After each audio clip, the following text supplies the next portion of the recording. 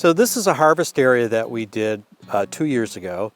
It's what we call a clear cut with structural retention. That is, we retained a lot of big trees, a lot of dead snags for habitat, for aesthetics.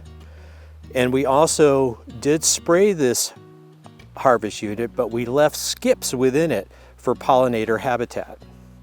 So typically after a timber harvest, where we're going to replant trees, is we often prepare the site.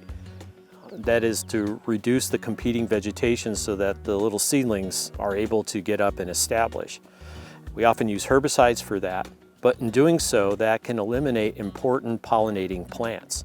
So there's different strategies you can do to both reduce the competition around seedlings so they will grow, but also to leave important pollinator habitat within that harvest area by excluding herbicides.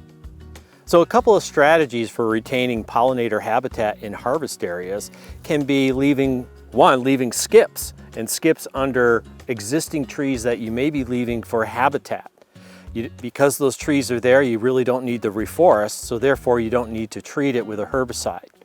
You can also leave skips in areas where there are no residual trees that you're leaving. You could just leave it as like a garden plot that's unsprayed, allowing the native pollinating plants to do their thing. So that can be done under the ODF food plot policy. And so what you need to do is contact your stewardship forester to find out more information about leaving food plots for pollinating insects.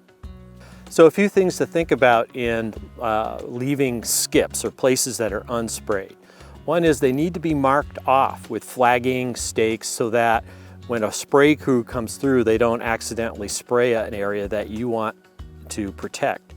So in thinking about other places where you could leave skips, you could have a draw or ravine where you could leave unsprayed. Or if you have an area that's a seep, a wet seep, you could leave a wide buffer around that that's unsprayed that both provides water as well as intact pollinator habitat. So in your management plan, you may want to mark off these areas using GPS and put it on a map so that it's a permanent record of the pollinating habitat that you've left.